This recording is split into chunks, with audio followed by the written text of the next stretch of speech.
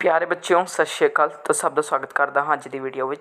अज मैं सब लिए लेकर आ चुका हाँ साइंस का यह मॉडल टेस्ट पेपर जो कि थोड़े फाइनल टर्म एग्जामिनेशन क्लास 10वीं का है। जे तो अज तक मेरे चैनल सब्सक्राइब नहीं किया है तो वो कर दो, नाल कर दो इस वीडियो में लाइक, उस बेल आइकन भी तुम सारे दबा दो ताकि तो मेरी वीडियो की नोटिफिकेशन सब तो पहला मिले। तो चलो हूँ आप अज की वीडियो में शुरू करते हाँ। साइंस का यह पेपर है, क्लास 10वीं का है, टाइम अलाउड है 3 घंटे, मैक्सिमम मार्क्स हैं 80। तो चलो फस्ट क्वेश्चन यानी फस्ट जो है अपना, ਜਦੋਂ अपघटन प्रतिक्रिया ताप नाल पूरी होंदी है तो इसनों कहते हैं, तो इस उत्तर उड़ा ताप सौखी प्रतिक्रिया। सैकेंड उदासीन घोल का pH होंदा है तो इस उत्तर 7 के बराबर। थर्ड एक घोल अंडे के छिलक के बारीक टुकड़ियां नाल किरिया करके एक गैस पैदा करता जो चूने के पानी नूं दूधिया कर दिंदी है, तो इसका उत्तर है घोल विच मौजूद है, तो इस उत्तर है HCl। फोर्थ एक तत्त ऑक्सीजन नाल प्रतिक्रिया करके उच्च पिघलन अंक वाला यौगिक बनाता है, यह यौगिक पानी विच घुलनशील है, संभव तौर पर यह तत्त है, तो इस उत्तर उड़ा कैल्शियम। फिफ्थ ब्यूटेनल 4 कार्बन यौगिक है जिसका क्रियात्मक समूह है, तो इस उत्तर एड़ा एल्डिहाइड। अगे सिक्स्थ किस तत्त विच 2 शैल हैं और दोवें इलैक्ट्रॉनां नाल भरे हैं, तो इस उत्तर उड़ा न्यून। अगे सैवंथ पौद्यां विच जाइलम का काम है, तो इस उत्तर उड़ी पानी का परिवहन। अगे अठवां पौद्यां दे विच प्रकाश संश्लेषण के लिए जरूरी है, तो इस उत्तर स उपरोक्त सारे। नाइनथ 2 नाड़ी सैलों विचकारली खाली थां नूं कहंदे हन, तो इस उत्तर एड़ा साइनप्स। अगे 10th जीव विकासवाद सिद्धांत का पितामह कौन है, उड़ा चार्लस डार्विन। अगे 9th समझात अंगा का उदाहरण है, तो इस उत्तर स उपरोक्त सारे, यानी साडा हत्थ ते कुत्ते का अगला पैर, साडे दंद ते हाथी के दंद, आलू के अते घाह दियां तेड़ा। 12वां प्रश्न हेठ लिखिया विच किहड़ा पदार्थ लेंस बनाउण लई नहीं वरतिया जा सकता, तो इस उत्तर है मिट्टी। अगे 13th किसी वस्तु का अवतल दर्पण द्वारा बनिया प्रतिबिंब आभासी सीधा अते वस्तु तो वड्डा सी वस्तु की स्थिति होई चाहिदी है, तो इस उत्तर सस्सा दर्पण के ध्रुव अते मुख फोकस विचकार। 14th हेठ लिखिया विचों किहड़ा बायोपुंज ऊर्जा का स्रोत नहीं है, तो इस उत्तर एड़ी न्यूक्लियर ऊर्जा। अगे आप चलते हाँ किस पार्ट के उत्ते चलांगे आप 15वें पार्ट उत्ते। हेठ लिखिया विचों किहड़ा तत्त सूरजी सैल बनाउण लई उपयोग किया जाता है, तो इस उत्तर एड़ा सिलिकॉन। अगे 16वां हेठ लिखिया विचों किहड़े समूहां विच जैव विघटनशील पदार्थ नहीं हैं, तो इस उत्तर एड़ा घाह लकड़ी अते प्लास्टिक। हुण आप आ चुके हाँ 18वें उत्ते 17वें उत्ते गंगा सफाई योजना कदों शुरू हुई सी, तो इस उत्तर एड़ी 1985 ईस्वी विच। भाग एड़ा, तो भाग एड़ा 18वां प्रश्न हवा विच जलाउण तो पहला मैगनीशियम रिबन नूं साफ क्यों किया जाता है। मैगनीशियम रिबन नूं हवा विच जलाउण तो पहला रेगमार नाल रगड़ के साफ करना चाहिए है, इस दे नाल मैगनीशियम ऑक्साइड की चिट्टी परत उसते सतह ते नहीं पैदा होंदी। अगे 19वां प्रश्न पित्तल अते तांबे के बर्तनों विच दही अते खट्टियां वस्तुआं क्यों नहीं रखनियां चाहिए। जेकर पित्तल के तांबे के बर्तनों विच खट्टियां वस्तुआं रखिया जाण तो दही ते खट्टियां वस्तुआं विच मौजूद तेजाब पित्तल ते तांबे नाल क्रिया करके जहरीले यौगिक का निर्माण करनगियां जो साडे शरीर लई हानिकारक है। अगे नंबर 20 की है ब्यूटेन का अणुसूत्र लिखो अते प्रोपेनल की रचना का रेखा चित्र बनाओ। 21वां प्रश्न तत्तां के वर्गीकरण द मेडलाइफ आवर्ती नियम लिखो, तो की आवेगा। मेडलाइफ ने तत्तां नूं परमाणु पुंजां अते उन्हां दे रसायनिक अते भौतिक गुणां दे विचाले एक संस्था का अध्ययन किया। मेडलाइफ ने ज्ञात तत्तां नूं उन्हां दे परमाणु पुंज के आधार पर व्यवस्थित किया। इस तरह मेडलाइफ ने तत्तां नूं उन्हां द्वारा बनाए गए यौगिकां जिवें ऑक्साइड हाइड्राइड आदि के सूत्रां विच समानतावां के आधार पर ਵਿਵਸਥਿਤ ਕੀਤਾ। ਅੱਗੇ ਚੱਲਦੇ ਹਾਂ ਆਪਾਂ 22 ਹੇਠ ਦਿੱਤੇ ਚਿੱਤਰ ਵਿੱਚ 1 ਅਤੇ 2 ਨੂੰ ਅੰਕਿਤ ਕਰੋ। ਤਾਂ ਆਪਾਂ ਚੱਲਦੇ ਹਾਂ ਪ੍ਰਸ਼ਨ 23 ਦੇ ਉੱਤੇ, ਜੋ ਕਿ ਕੀ ਹੈ, ਮੈਂਡਲ ਦੇ ਪ੍ਰਯੋਗ ਦੁਆਰਾ ਕਿਵੇਂ ਪਤਾ ਲੱਗਿਆ ਕਿ ਲੱਛਣ ਪ੍ਰਭਾਵੀ ਅਤੇ ਅਪ੍ਰਭਾਵੀ ਹੁੰਦੇ ਹਨ। ਤਾਂ ਇਸ ਦਾ ਆਪਾਂ ਕਰਦੇ ਹਾਂ। ਜਦੋਂ ਮੈਂਡਲ ਨੇ ਮਟਰ ਦੇ ਲੰਬੇ ਪੌਦਿਆਂ ਤੇ ਪੌਦਿਆਂ ਦਾ ਸੰਕਰਣ ਕਰਵਾਇਆ ਤਾਂ ਉਸ ਨੂੰ ਪਹਿਲੀ ਸੰਤਾਨ ਪੀੜ੍ਹੀ F1 ਵਿੱਚ ਸਾਰੇ ਪੌਦੇ ਲੰਬੇ ਪ੍ਰਾਪਤ ਹੋਏ। ਇਸ ਦਾ ਦੋ ਲੱਛਣਾਂ ਵਿੱਚ ਸਿਰਫ ਇੱਕ ਹੀ ਪਿਤਰੀ ਲੱਛਣ ਦਿਖਾਈ ਦਿੱਤਾ।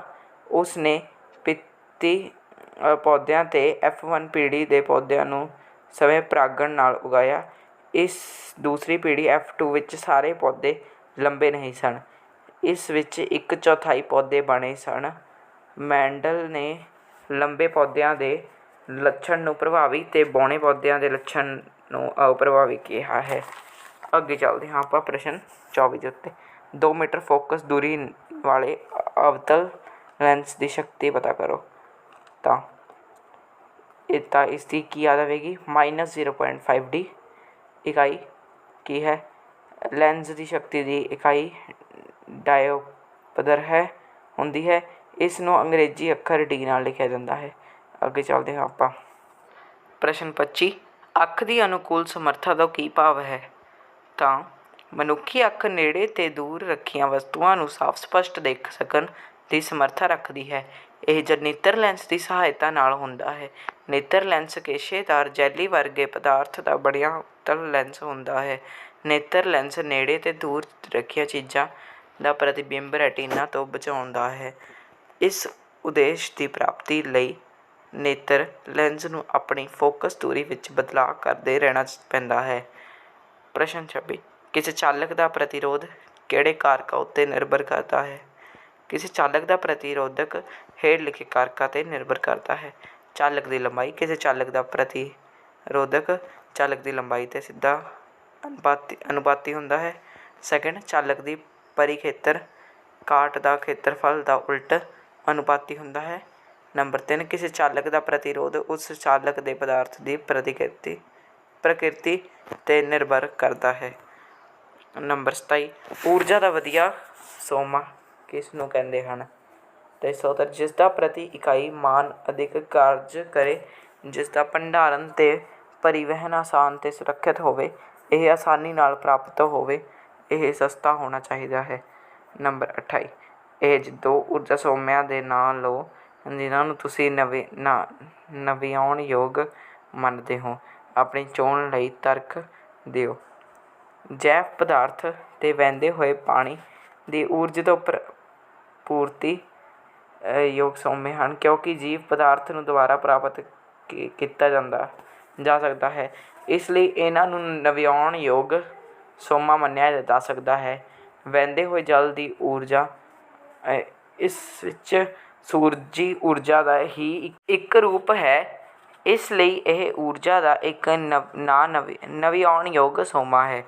ਅੱਗੇ ਚੱਲਦੇ ਹਾਂ ਆਪਾਂ ਕਿਹੜੇ ਪ੍ਰਸ਼ਨ ਉੱਤੇ, 29ਵਾਂ, ਵਾਤਾਵਰਨ ਪੱਖੀ ਬਣਨ ਲਈ ਤੁਸੀਂ ਆਪਣੀਆਂ ਆਦਤਾਂ ਵਿੱਚ ਕਿਹੜੇ ਪਰਿਵਰਤਨ ਲਿਆ ਸਕਦੇ ਹੋ। ਤਾਂ ਧੂੰਆਂ ਰਹਿਤ ਵਾਹਨਾਂ ਦੀ ਵਰਤੋਂ ਕਰੋ, ਪਾਲੀਥੀਨ ਦੀ ਵਰਤੋਂ ਨਾ ਕਰੋ, ਜਲ ਸੁਰੱਖਿਆ ਨੂੰ ਵਧਾਵਾ ਦਿਓ, ਜੰਗਲਾਂ ਦੀ ਕਟਾਈ 'ਤੇ ਰੁੱਖ ਲਗਾਓ, ਵਾਹਨਾਂ ਦਾ ਘੱਟ ਪ੍ਰਯੋਗ ਕੀਤਾ ਜਾਵੇ, ਧੂੰਆਂ ਕੱਢਣ ਵਾਲੇ ਵਾਹਨਾਂ ਦਾ। ਅੱਗੇ ਚੱਲਦੇ ਹਾਂ ਨੰਬਰ 30, ਪ੍ਰਸ਼ਨ ਨੰਬਰ 30, ਤਾਪ ਨਿਕਾਸੀ ਅਤੇ ਤਾਪ ਸੌਖੀ ਕਿਰਿਆ ਤੋਂ ਕੀ ਭਾਵ ਹੈ ਉਦਾਹਰਨ ਦਿਓ। ਤਾਪ ਨਿਕਾਸੀ ਕਿਰਿਆ ਜਿਹੜੀਆਂ ਕਿਰਿਆਵਾਂ ਵਿੱਚ ਉਤਪਾਦ ਦੇ ਨਾਲ ਤਾਪ ਦਾ ਵੀ ਉਤਸਰਜਨ ਹੁੰਦਾ ਹੈ, ਉਸ ਨੂੰ ਤਾਪ ਨਿਕਾਸੀ ਕਿਰਿਆ ਕਿਹਾ ਜਾਂਦਾ ਹੈ। ਉਦਾਹਰਨ, ਕੁਦਰਤੀ ਗੈਸ ਦਾ ਦਹਨ, ਕੋਕ ਦਾ ਵਹਿਣ, ਸਾਹ ਦੌਰਾਨ ਸਰੀਰ ਵਿੱਚ ਤਾਪ ਊਰਜਾ ਪੈਦਾ ਹੋਣਾ। ਤਾਪ ਸੌਖੀ ਕਿਰਿਆ ਜਿਹੜੀਆਂ ਕਿਰਿਆਵਾਂ ਵਿੱਚ ਤਾਪ ਦਾ ਸੌਖਣ ਹੁੰਦਾ ਹੈ, ਉਹਨਾਂ ਨੂੰ ਤਾਪ ਸੌਖੀ ਕਿਰਿਆ ਕਹਿੰਦੇ ਹਨ। ਉਦਾਹਰਨਾਂ, ਕੋਕ ਦੀ ਭਾਫ਼ ਨਾਲ ਕਿਰਿਆ, N2 ਅਤੇ O2 ਦੀ ਕਿਰਿਆ। ਅੱਗੇ ਚੱਲਦੇ ਹਾਂ ਆਪਾਂ ਪ੍ਰਸ਼ਨ ਨੰਬਰ 31 ਉੱਤੇ, ਸਮਜਾਤੀ ਲੜੀ ਕੀ ਹੁੰਦੀ ਹੈ। ਸਮਜਾਤੀ ਲੜੀ ਸਮਾਨ ਰਚਨਾਵਾਂ ਅਤੇ ਸਮਾਨ ਰਸਾਇਣਿਕ ਗੁਣਾਂ ਵਾਲੇ ਕਾਰਬਨਿਕ ਯੌਗਿਕਾਂ ਦੀ ਇੱਕ ਸ਼੍ਰੇਣੀ ਹੈ ਜਿਸ ਵਿੱਚ ਵੱਧ ਰਹੇ ਯੌਗਿਕ CH3 ਸਮੂਹ ਦੇ ਅੰਤਰ ਕਰਕੇ 3 ਹੁੰਦੇ ਹਨ। ਸਮਜਾਤੀ ਲੜੀ ਦੇ ਵਿਭਿੰਨ ਕਾਰਬਨਿਕ ਯੌਗਿਕ ਸਮਜਾਤ ਕਹਾਉਂਦੇ ਹਨ। ਸ਼੍ਰੇਣੀ ਦੇ ਸਾਰੇ ਸਮਜਾਤਾਂ ਵਿੱਚ ਸਮਾਨ ਕਿਰਿਆਤਮਕ ਫੰਕਸ਼ਨਲ ਸਮੂਹ ਹੁੰਦਾ ਹੈ। ਸਮਜਾਤ ਲੜੀ ਦਾ ਸਧਾਰਨ ਸੁਭ CH2N+2 ਹੈ। ਅੱਗੇ ਚੱਲਦੇ ਹਾਂ ਆਪਾਂ ਪ੍ਰਸ਼ਨ ਨੰਬਰ 32 ਤੇ। ਆਧੁਨਿਕ ਆਵਰਤੀ ਸਾਰਣੀ ਅਤੇ ਮੈਂਡਲੀਵ ਦੀ ਆਵਰਤੀ ਸਾਰਣੀ ਵਿੱਚ ਤੱਤਾਂ ਦੀ ਤਰਤੀਬ ਦੀ ਤੁਲਨਾ ਕਰੋ। ਤੱਤਾਂ ਨੂੰ ਪਰਮਾਣੂ ਅੰਕਾਂ ਦੇ ਅਨੁਸਾਰ ਰੱਖਿਆ ਗਿਆ ਹੈ। ਇਸ ਵਿੱਚ ਕੁੱਲ 18 ਗਰੁੱਪ ਅਤੇ 7 ਪੀਰੀਅਡ ਹਨ। ਇਸ ਵਿੱਚ ਨੋਬਲ ਗੈਸਾਂ ਨੂੰ ਵੱਖਰੇ ਗਰੁੱਪ ਵਿੱਚ ਰੱਖਿਆ ਗਿਆ ਹੈ। ਮੈਂਡਲੀਵ ਦੀ ਆਵਰਤੀ ਸਾਰਣੀ ਤੱਤਾਂ ਨੂੰ ਪਰਮਾਣੂ ਪੁੰਜਾਂ ਦੇ ਅਨੁਸਾਰ ਰੱਖਿਆ ਗਿਆ ਹੈ। ਇਸ ਵਿੱਚ ਕੁੱਲ 7 ਗਰੁੱਪ ਅਤੇ 6 ਪੀਰੀਅਡ ਹਨ। ਮੈਂਡਲੀਵ ਦੀ ਆਵਰਤੀ ਸਾਰਣੀ ਬਣਾਉਣ ਸਮੇਂ ਨੋਬਲ ਗੈਸਾਂ ਦੀ ਖੋਜ ਨਹੀਂ ਹੋਈ ਸੀ, ਇਸ ਲਈ ਇਹਨਾਂ ਲਈ ਕੋਈ ਸਥਾਨ ਨਹੀਂ ਹੈ। ਅੱਗੇ ਚੱਲਦੇ ਹਾਂ ਨੰਬਰ 33। ਪਚੇ ਹੋਏ ਭੋਜਨ ਜਜ਼ਬ ਕਰਨ ਲਈ ਛੋਟੇ ਆਂਦਰ ਨੂੰ ਕਿਵੇਂ ਡਿਜ਼ਾਈਨ ਕੀਤਾ ਗਿਆ ਹੈ। ਪਚੇ ਹੋਏ ਭੋਜਨ ਨੂੰ ਛੋਟੀ ਆਂਦਰ ਦੀ ਜੋ ਅਵਸ਼ੋਸ਼ਿਤ ਕਰ ਲੈਂਦੀ ਹੈ। ਛੋਟੀ ਆਂਦਰ ਦੀ ਅੰਦਰਲੀ ਪਰਤ 'ਤੇ ਉਂਗਲੀ ਵਰਗੇ ਕਈ ਉੱਭਰੇ ਹੁੰਦੇ ਹਨ ਜਿਨ੍ਹਾਂ ਨੂੰ ਦੀਰਘ-ਰੋਸ ਜਾਂ ਐਲਵੀਓਲਾਈ ਕਹਿੰਦੇ ਹਨ। ਇਹ ਸੋਖਣ ਦੇ ਸਹਿਤ ਖੇਤਰਫਲ ਨੂੰ ਵਧਾ ਦਿੰਦੇ ਹਨ। ਇਹਨਾਂ ਵਿੱਚ ਲਹੂ ਵਹਿਣਾਂ ਦੀ ਬਹੁਲਤਾ ਹੁੰਦੀ ਹੈ ਜੋ ਭੋਜਨ ਨੂੰ ਅਵਸ਼ੋਸ਼ਿਤ ਕਰਕੇ ਸਰੀਰ ਦੀ ਹਰ ਸੈੱਲ ਤੱਕ ਪਹੁੰਚਾਉਣ ਦਾ ਕਾਰਜ ਕਰਦੇ ਹਨ। ਅੱਗੇ ਚੱਲਦੇ ਹਾਂ ਪ੍ਰਸ਼ਨ 34 ਉੱਤੇ। ਪ੍ਰਵਿਰਤੀ ਕਿਰਿਆ ਅਤੇ ਤੁਰਨ ਵਿੱਚ ਕੀ ਅੰਤਰ ਹੈ। ਪ੍ਰਵਿਰਤੀ ਕਿਰਿਆ ਕਿਸੇ ਬਾਹਰੀ ਘਟਨਾ ਦੇ ਪ੍ਰਤੀ ਹੋਣ ਵਾਲੀ ਬਹੁਤ ਹੀ ਤੇਜ਼ ਕਿਰਿਆ ਹੈ ਜੋ ਨਾੜੀ ਨਾਲ ਕੰਟਰੋਲ ਕੀਤੀ ਜਾ ਸਕਦੀ ਹੈ। ਸੁਪਨਾ ਨਾੜੀ ਨਾਲ ਕੰਟਰੋਲ ਕੀਤੀ ਜਾ ਸਕਦੀ ਹੈ। ਪਰ ਤੁਰਨ ਵਿੱਚ ਸਾਡੇ ਦਿਮਾਗ ਨਾਲ ਸੋਚਣਾ ਅਤੇ ਸਾਡੀ ਇੱਛਾ ਸ਼ਾਮਿਲ ਹੈ। ਅੱਗੇ ਚੱਲਦੇ ਹਾਂ ਆਪਾਂ ਪ੍ਰਸ਼ਨ 35 ਉੱਤੇ। ਵਿਆਖਿਆ ਕਰੋ ਕਿ ਗ੍ਰਹਿ ਕਿਉਂ ਨਹੀਂ ਟਿਮਟਿਮਾਉਂਦੇ। ਗ੍ਰਹਿ ਤਾਰਿਆਂ ਦੀ ਤੁਲਨਾ ਵਿੱਚ ਬਹੁਤ ਨੇੜੇ ਹੁੰਦੇ ਹਨ। ਉਹਨਾਂ ਨੂੰ ਵਿਸਤ੍ਰਿਤ ਜੋ ਮੰਨਿਆ ਜਾ ਸਕਦਾ ਹੈ। ਜੇਕਰ ਅਸੀਂ ਤਾਰਿਆਂ ਨੂੰ ਬਿੰਦੂ ਆਕਾਰ ਦੇ ਲਈ ਸਰੋਤਾਂ ਦਾ ਸਮੂਹ ਮੰਨ ਲਈਏ ਤਾਂ ਹਰੇਕ ਬਿੰਦੂ ਸਰੋਤ ਦਾ ਪ੍ਰਕਾਸ਼ ਦੀ ਮਾਤਰਾ ਵਿੱਚ ਕੁੱਲ ਪਰਿਵਰਤਨ ਦਾ ਔਸਤ ਮਾਨ 0 ਹੋਵੇਗਾ, ਜਿਸ ਕਾਰਨ ਗ੍ਰਹਿਆਂ ਦਾ ਆਭਾਸੀ ਸਥਿਤੀ ਰਹੇਗੀ। ਅੱਗੇ ਪ੍ਰਸ਼ਨ 36। ਦਿੱਤਾ ਗਿਆ ਚਿੱਤਰ ਬਿਜਲੀ ਦੀ ਕਿਸ ਕਿਰਿਆ ਨੂੰ ਦਰਸਾਉਂਦਾ ਹੈ। ਤਾਂ ਦਿੱਤੇ ਗਏ ਚਿੱਤਰ ਵਿੱਚ ਦੱਸਣਾ ਹੈ। ਇਹ ਚਿੱਤਰ ਚੁੰਬਕੀ ਖੇਤਰ ਬਿਜਲਈ ਧਾਰਾ ਉਤਪੰਨ ਕਰਨ ਦਾ ਹੈ। ਚੁੰਬਕ ਨੂੰ ਚਾਲਕ ਦੇ ਨੇੜੇ ਲਿਆਉਣ ਨਾਲ ਗੈਲਵੈਨੋਮੀਟਰ ਦੀ ਸੂਈ ਦਾ ਵਿਖੇਪਣ ਹੋ ਜਾਂਦਾ ਹੈ। ਇਸ ਤੋਂ ਪਤਾ ਚੱਲਦਾ ਹੈ ਕਿ ਗੈਲਵੈਨੋਮੀਟਰ ਵਿੱਚ ਬਿਜਲਈ ਧਾਰਾ ਪ੍ਰਭਾਵਿਤ ਹੁੰਦੀ ਹੈ। ਅੱਗੇ ਪ੍ਰਸ਼ਨ 37 ਉੱਤੇ। ਤੁਸੀਂ ਕੂੜੇ ਕਰਕਟ ਦੇ ਨਿਪਟਾਰੇ ਦੀ ਸਮੱਸਿਆ ਘੱਟ ਕਰਨ ਵਿੱਚ ਕੀ ਯੋਗਦਾਨ ਪਾ ਸਕਦੇ ਹੋ। ਤਾਂ ਇਸ ਦਾ ਉੱਤਰ ਕੀ ਆਵੇਗਾ। ਇਸ ਦਾ ਉੱਤਰ ਹੈ ਕੂੜਾ ਕਰਕਟ ਸਮਾਜ ਲਈ ਹਾਨੀਕਾਰਕ ਹੈ ਕਿਉਂਕਿ ਇਸ ਨਾਲ ਸਿਰਫ ਗੰਦਗੀ ਹੀ ਨਹੀਂ ਫੈਲਦੀ ਬਲਕਿ ਇਹ ਕਈ ਤਰ੍ਹਾਂ ਦੀਆਂ ਬਿਮਾਰੀਆਂ ਦਾ ਕਾਰਨ ਵੀ ਬਣਦੀ ਹੈ। ਇਸ ਦਾ ਨਿਪਟਾਰਾ 2 ਤਰੀਕਿਆਂ ਨਾਲ ਕੀਤਾ ਜਾ ਸਕਦਾ ਹੈ। ਮੁੜ ਚੱਕਰਨ। ਕਚਰੇ ਵਿੱਚ ਕਾਗਜ਼ਾਂ, ਪਲਾਸਟਿਕ, ਧਾਤਾਂ ਆਦਿ ਚੁਣ ਕੇ ਅਲੱਗ ਕਰਕੇ ਮੁੜ ਚੱਕਰਨ ਕੀਤਾ ਜਾ ਸਕਦਾ ਹੈ ਅਤੇ ਉਹਨਾਂ ਵਸਤੂਆਂ ਦਾ ਵਾਰ-ਵਾਰ ਪ੍ਰਯੋਗ ਕੀਤਾ ਜਾ ਸਕਦਾ ਹੈ। ਹੁਣ ਆਪਾਂ ਆ ਚੁੱਕੇ ਹਾਂ ਭਾਗ 700 ਉੱਤੇ। ਇਸ ਦੇ ਵਿੱਚ ਕੋਈ ਵੀ ਆਨਸਰ ਮੈਂ ਨਹੀਂ ਦੇਵਾਂਗਾ ਕਿਉਂਕਿ ਇਹ ਵੱਡੇ ਪ੍ਰਸ਼ਨ ਹਨ। ਤਾਂ ਦੇਖੋ 38 ਪ੍ਰਸ਼ਨ ਦਾ ਊੜਾ ਪਾਠ। ਬਿਜਲਈ ਦੇ ਚਾਲਕ ਕੀ ਹੁੰਦੇ ਹਨ। 2 ਉਦਾਹਰਨਾਂ ਦਿਓ। ਐੜਾ ਘਰੇਲੂ ਬਿਜਲਈ ਸਰਕਟਾਂ ਵਿੱਚ ਲੜੀ ਸੰਯੋਜਨ ਦਾ ਉਪਯੋਗ ਕਿਉਂ ਨਹੀਂ ਕੀਤਾ ਜਾ ਸਕਦਾ। ਅੱਗੇ ਚੱਲਦੇ ਹਾਂ ਜਾਂ ਤਾਂ ਇਹ ਸਾਰੇ ਦਿੱਤੇ ਹੋਏ ਹਨ। ਪ੍ਰਤੀਰੋਧ ਦੀਆਂ 4 ਕੁੰਡਲੀਆਂ ਨੂੰ ਜੋੜਨ 'ਤੇ ਅਧਿਕਤਮ ਨਿਊਨਤਮ ਕਿੰਨਾ ਪ੍ਰਤੀਰੋਧ ਪ੍ਰਾਪਤ ਕੀਤਾ ਜਾ ਸਕਦਾ ਹੈ। 39ਵਾਂ ਪ੍ਰਸ਼ਨ। ਧਾਤਾਂ ਦੇ 3 ਭੌਤਿਕ ਅਤੇ 2 ਰਸਾਇਣਿਕ ਗੁਣ ਲਿਖੋ। ਜਾਂ ਊੜਾ ਸੋਡੀਅਮ ਅਤੇ ਪੋਟਾਸ਼ੀਅਮ ਨੂੰ ਮਿੱਟੀ ਦੇ ਤੇਲ ਵਿੱਚ ਡੁਬੋ ਕੇ ਕਿਉਂ ਰੱਖਿਆ ਜਾਂਦਾ ਹੈ। ਐੜਾ ਜਦੋਂ ਤੁਸੀਂ ਜ਼ਿੰਕ ਨੂੰ ਆਇਰਨ ਸਲਫੇਟ ਦੇ ਘੋਲ ਵਿੱਚ ਪਾਉਂਦੇ ਹੋ ਤਾਂ ਕੀ ਵਾਪਰਦਾ ਹੈ। ਰਸਾਇਣਿਕ ਪ੍ਰਤੀਕਿਰਿਆ ਲਿਖੋ। ਨੰਬਰ 40। ਕਿਸ਼ੋਰ ਅਵਸਥਾ ਦੌਰਾਨ ਲੜਕੀਆਂ ਵਿੱਚ ਕਿਹੜੇ ਪਰਿਵਰਤਨ ਆਉਂਦੇ ਹਨ। ਜਾਂ ਪ੍ਰਜਨਨ ਅਤੇ ਪੁਨਰ ਜਨਨ ਦੇ 2 ਅੰਤਰ ਦੱਸੋ। 2 ਜੀਵਾਂ ਦੇ ਨਾਮ ਦੱਸੋ ਜਿਨ੍ਹਾਂ ਦਾ ਵਿਕਾਸ ਪੁਨਰ ਜਨਨ ਦੁਆਰਾ ਹੁੰਦਾ ਹੈ। ਤਾਂ ਪਿਆਰੇ ਬੱਚਿਓ ਅੱਜ ਦੀ ਵੀਡੀਓ ਲਈ ਇੰਨਾ ਹੀ। ਮੈਂ ਦੱਸਾਂ ਆਪਣੀ ਮੈਨੂੰ ਅਗਲੀ ਵੀਡੀਓ ਵਿੱਚ। ਇਸ ਨੂੰ ਪੂਰਾ ਦੇਖਣ ਦੇ ਲਈ ਧੰਨਵਾਦ।